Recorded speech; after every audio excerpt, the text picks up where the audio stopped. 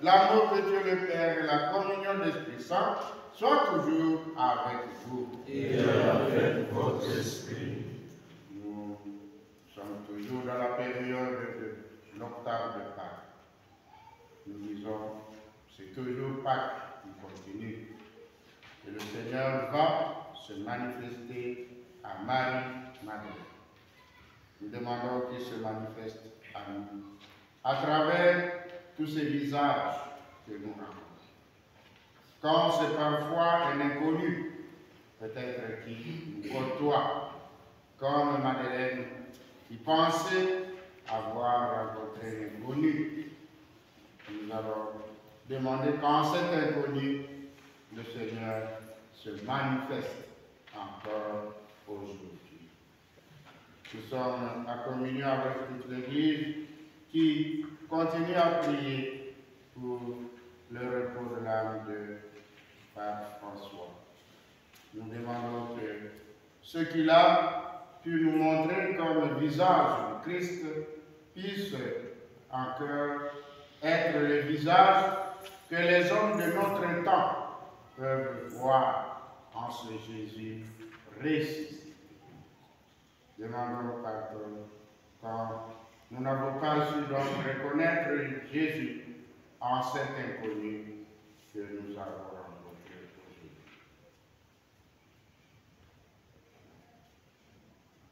Je confesse à Dieu Tout-Puissant. Vous aussi, frères et sœurs, de prier pour moi de ces noms contre Dieu.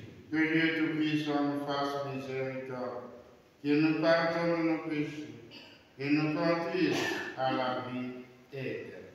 Thank you.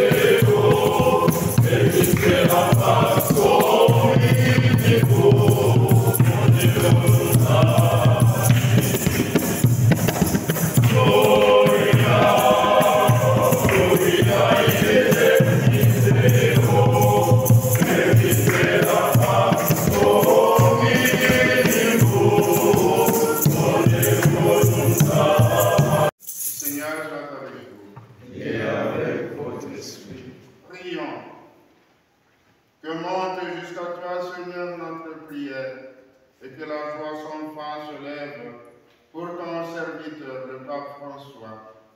Tu l'as créé toi-même à ton image. Tu en as fait ton fils dans le cœur du Christ. Donne-lui d'avoir part à l'héritage que tu réserves à tes élus.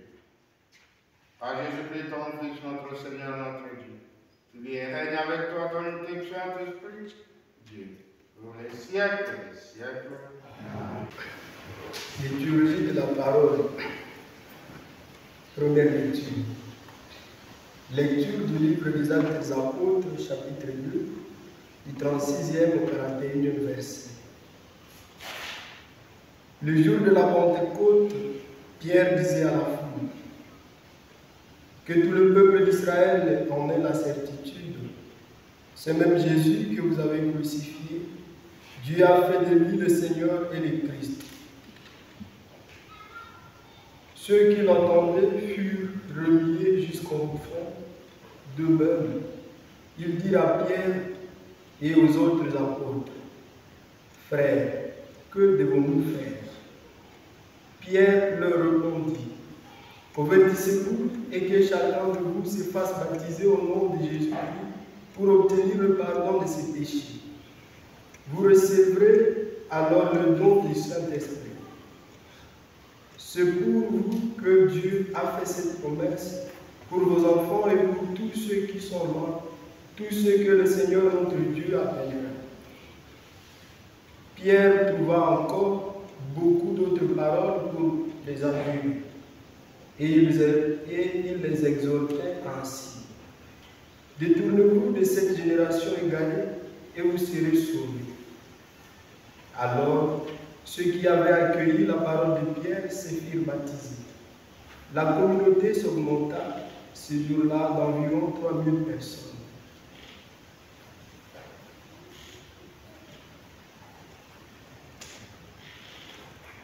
Parole du Seigneur.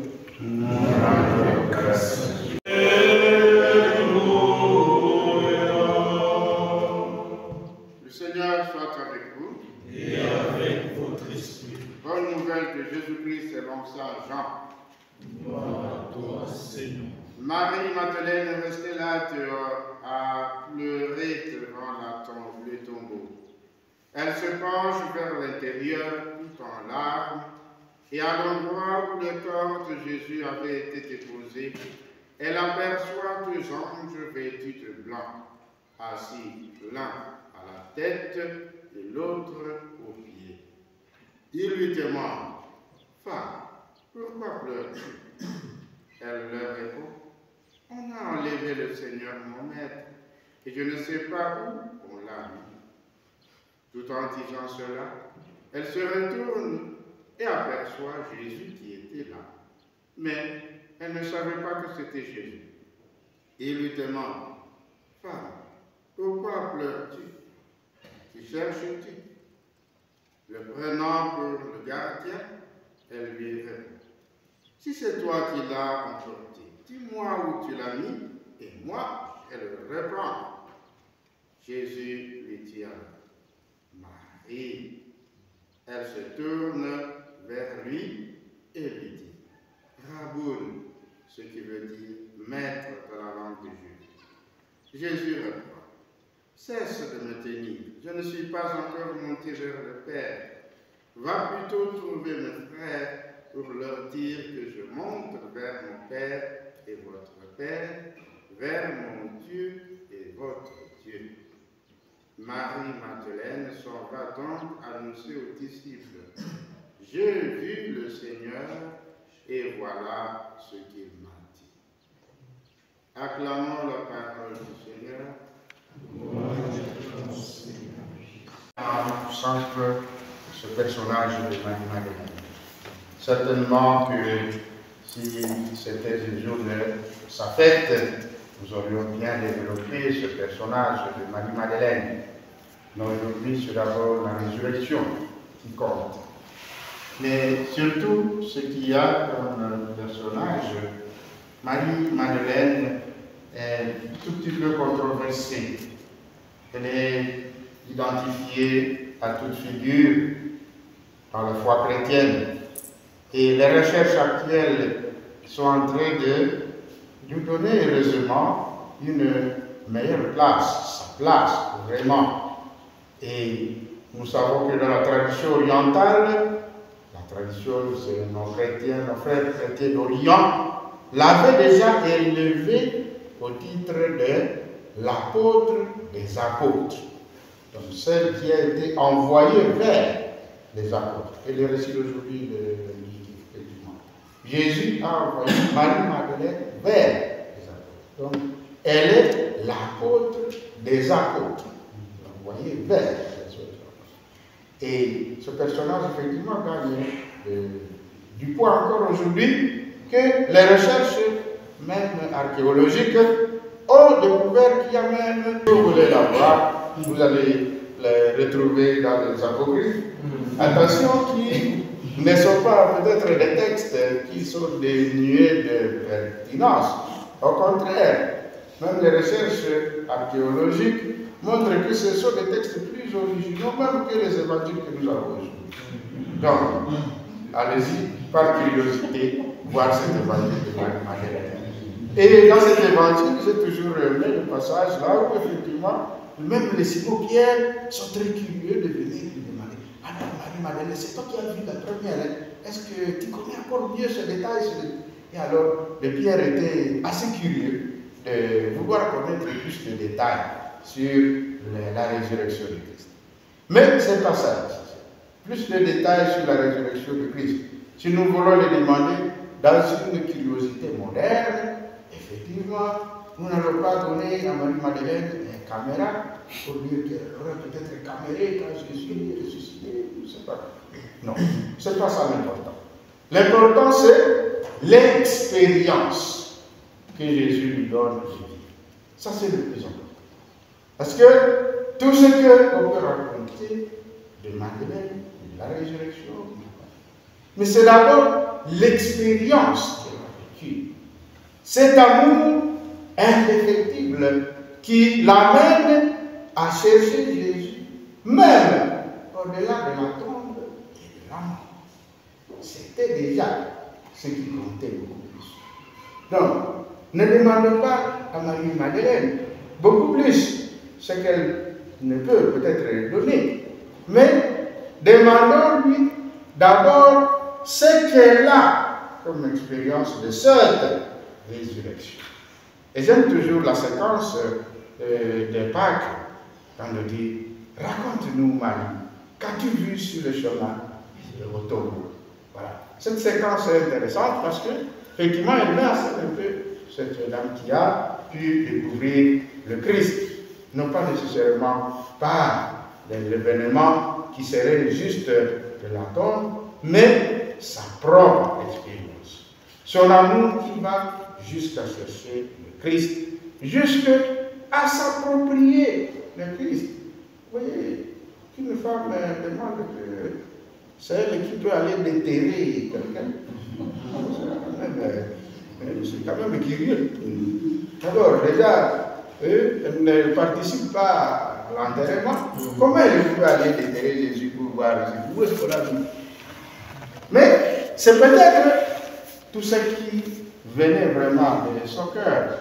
Naturellement, peut-être dans une sensibilité féminine, peut-être c'est là où nous devons aller voir comment le Christ donne à cette femme de pouvoir l'expérimenter, même dans sa faiblesse, même dans peut-être ses déceptions.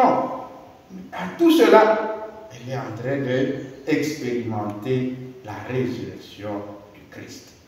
Alors, voilà, nous allons certainement voir dans notre propre expérience en quoi nous sommes en train de vivre l'expérience de la résurrection. Sommes-nous vraiment témoins? Parce que toute cette période des apparitions, nous allons insister sur le terme témoin. Être témoin, c'est quoi? Être témoin, ça doit être effectivement une chose essentielle. Parce que nous ne sommes pas comme un historien. Un historien qui veut juste déterrer des vestiges d'un événement là où il n'a pas participé, mais qui doit se servir des documents de recherche historique, de critique historique. Voilà. Nous ne sommes pas historiens. Nous devons nous confronter à témoins. Et le témoin, quelle est la différence entre un témoin et un simple historien ou un journaliste? Ou un journaliste qui raconte ça. Le témoin, qu'est-ce qu'il fait? Le témoin, lui, il vient dire seulement ce qu'il a. C'est quoi je vais donner l'exemple de Bernadette. Bernadette, quand elle était devant le curé de Lourdes, quand on lui demandait est-ce que vraiment tu as vu la Vierge Marie? Est-ce que tu peux? Bon, Bernadette dit mais moi je ne suis pas venu te convaincre, monsieur le curé. Moi je suis venu seulement te dire ce qu'on m'a dit. Point. Elle est venue dire ce qu'on lui a dit. Et c'est ce qu'il y a dans cette évangile. Marie-Madeleine vient dire aux apôtres ce qu'on lui a dit. Elle n'a pas besoin de prouver, elle n'a pas besoin de démontrer métaphysiquement, logiquement. Non, non. Elle est venue dire ce qu'on lui a dit. C'est ça le témoin. Le témoin, c'est celui-là. Il vient dire. Et, deuxièmement, elle va vivre de ce qu'on lui a dit. On m'a dit de vous transmettre ici que je monte vers mon Père et votre Père. Vers nous dire notre Dieu. Nous devons être témoins, tout simplement, avant même de nous interroger sur la résurrection du Christ. Que nous soyons ces témoins partout où nous voyons. Parce que le seul message que nous devons aller transmettre, c'est le kérigme. Comme on dit, le kérigme, chez les Grecs, c'est le cri. Le cri, voilà.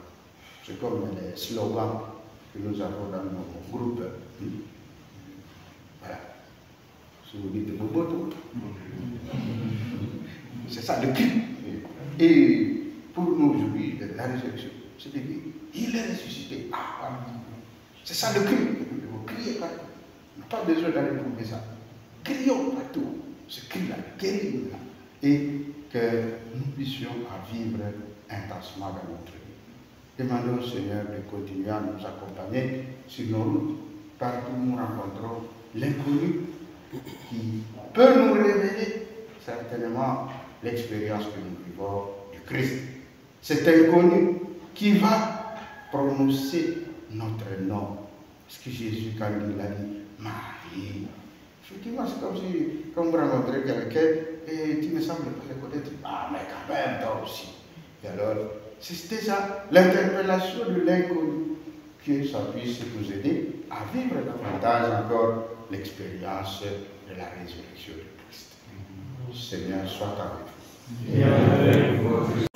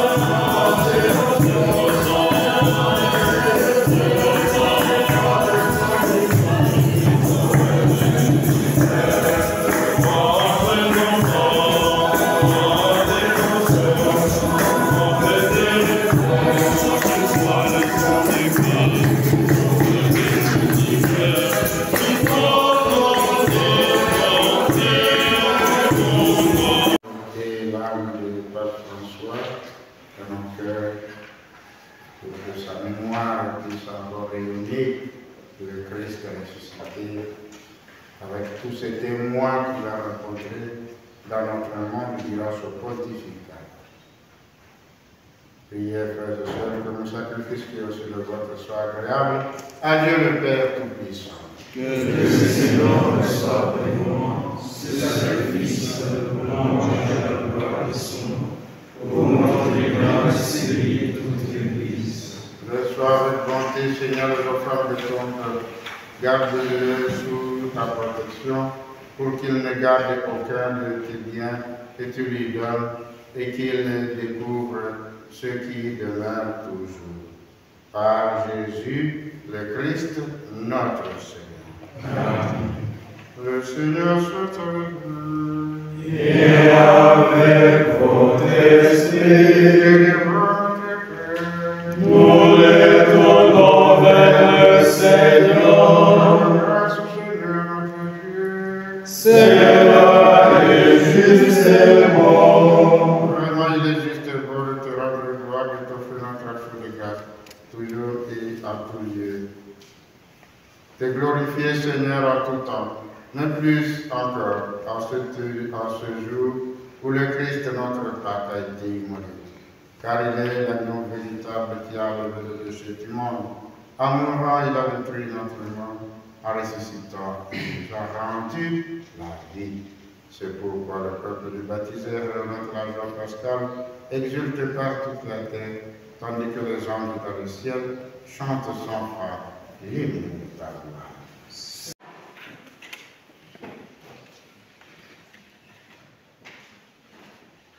Toi qui es vraiment saint, toi qui es la source de toute sainteté, nous voici rassemblés devant toi, et dans la communion de toute l'Église, nous célébrons le jour très saint où ressuscitant selon la chair notre Seigneur Jésus-Christ. Par lui, que tu as élevé à ta droite, Dieu, notre Père, nous te sanctifie ces offrandes, en répandant sur elle ton esprit, qu'elle devienne pour nous le corps et le sang de Jésus, le Christ, notre Seigneur. Au moment d'être libre et d'entrer librement pour sa passion, il prit le pain, il rendit grâce, il le rendit, et le tonna à ses disciples en disant, prenez et mangez-en tous, ceci est mon corps livré.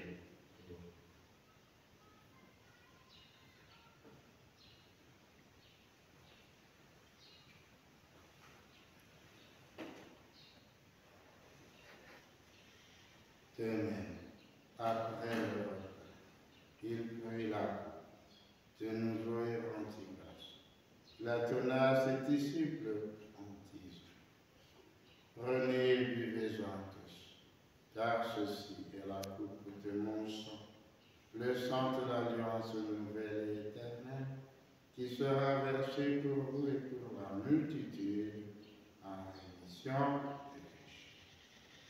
Vous ferez cela en mémoire de moi.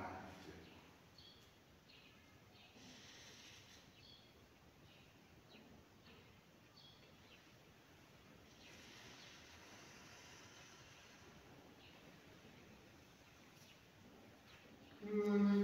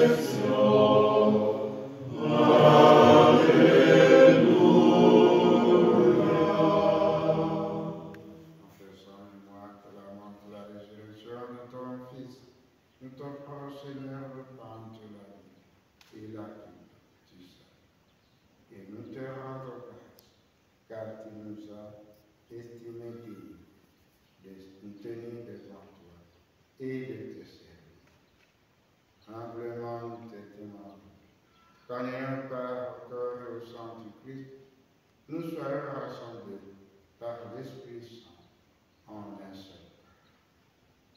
Souviens-toi, Seigneur, de ton Église répandue à travers le monde.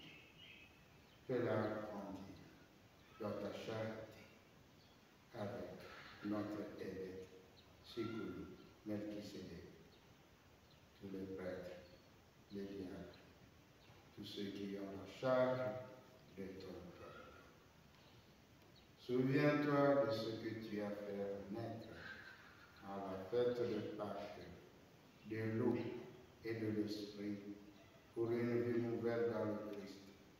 Tous les baptisés que nous connaissons, tous ceux qui ont pris le chemin de la vie chrétienne. Souviens-toi aussi de nos frères et sœurs qui se sont endormis dans l'espérance de la résurrection. Particulièrement, souviens-toi du pape François, que tu as appelé auprès de toi. Puisqu'il a été baptisé dans la mort de ton Fils, accorde-lui de participer à sa résurrection. Sur nous tous, sur toutes les personnes que nous avons rencontrées, tous ces inconnus qui ont besoin de nos intentions de prière. Nous implorons ta volonté. Permets qu'avec la Vierge Marie, la bienheureuse Mère de Dieu, avec les amis, les saints de tous les temps qui ont vécu dans ton amitié, nous ayons part à la vie éternelle et que nous chantions ta louange par Jésus-Christ, ton Fils bien-aimé. Par lui, avec lui, en lui. Amen. À toi, Dieu le Père Tout-Puissant, dans l'unité du Saint-Esprit.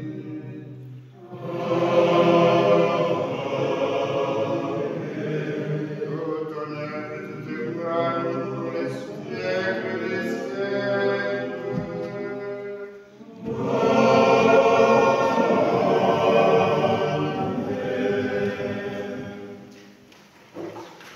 Notre délivre-nous de tout mal, Seigneur, dans la paix en notre temps. Par ta miséricorde, délivre-nous du péché, rassure-nous devant les épreuves. En ce jour, nous espérons le bonheur que tu promets et l'avènement de Jésus-Christ, notre Sauveur. Ainsi à toi appartient le règne, la puissance et la gloire, pour les siècles des siècles. Seigneur Jésus-Christ, tu es de tes apôtres, nous laisse la paix, je vous donne la paix. Ne regarde pas nos péchés dans la foi de ton Église, pour que ta volonté s'accomplisse. Tu nous cette paix, comme tu l'avais vérité parfaite, toi qui vis et règnes pour les siècles des siècles. Amen. La paix du Seigneur soit toujours avec vous. Et avec votre esprit.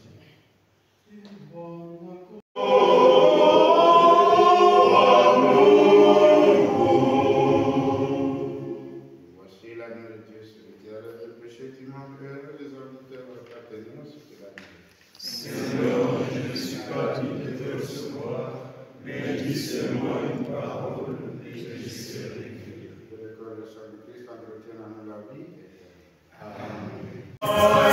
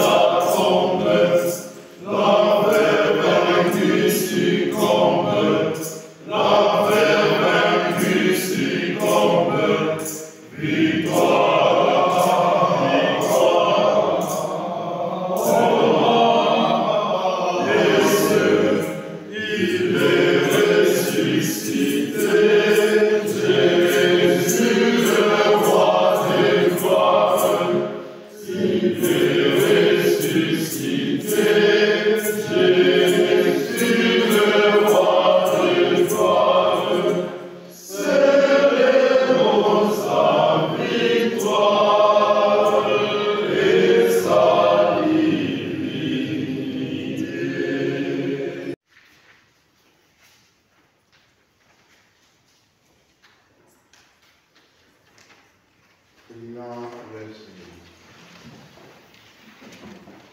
Seigneur, qui refait nos forces par le vent du ciel, nous te prions pour ton serviteur, le pape François, qu'il échappe au pouvoir de la mort et prenne part à la résurrection de ton Fils. Nous te demandons par lui qui règne avec toi la unité du Saint-Esprit, Dieu, pour les siècles des siècles. Amen. Le Seigneur soit avec vous. Et avec votre esprit. Depuis qui sort de le Père, le Fils et le Saint-Esprit. Amen. Allez dans la paix de Christ. Alléluia. Nous rendons grâce à Dieu. Alléluia. Alléluia. Christ est vivant. Christ est vivant.